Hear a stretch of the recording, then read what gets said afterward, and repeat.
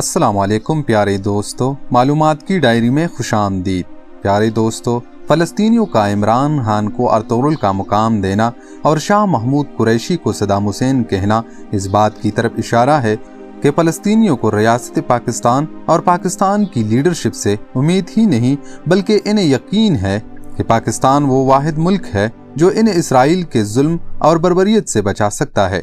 پیارے دوستو، جلد یا بدیر دوسرا فلسطین کو پاکستان کے موجودہ حالات کے بارے میں بھی ادراک ہے، اس لیے کبھی بھی فلسطین نے پاکستان پر دباؤ نہیں ڈالا۔ میرے پیارے دوستو، عمران خان کو موجودہ ارطغرل کہنا اور تاریخ کے ارطغرل کا اگر موازنہ کیا جائے تو کوئی خاص فرق نظر نہیں آتا۔ اس وقت بھی مسلمان امت ظلم و جبر اور خونریزی میں نہائی ہوئی تھی، اس وقت بھی بغداد تاراج ہوتا اور آج بھی بغداد تاراج ہو گیا۔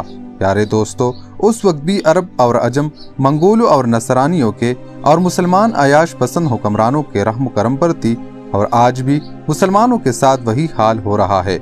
پیارے دوستو، اس وقت مغرب میں ارطغرل ایک ریاست کا قیام عمل میں لا رہا تھا، اور آج مشرق میں ایک ارطغرل ایک ریاست کے قیام کی جدوجہد کر رہا ہے۔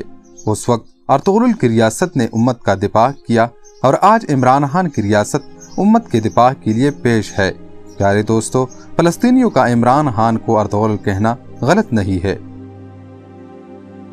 پیارے دوستو، آپ سب کو ہماری آج کی ویڈیو کیسی لگی؟ پلیز کمنٹ سیکشن میں اپنی قیمتی رائے کا اظہار ضرور کرنا، اور اگر ابھی تک آپ نے ہمارا یوٹیوب چینل معلومات کی ڈائری کو سبسکرائب نہیں کیا تو پلیز سبسکرائب کریں، اور ساتھ میں دیے گئے بیل آئیکن کو بھی دبائیں۔ شکریہ۔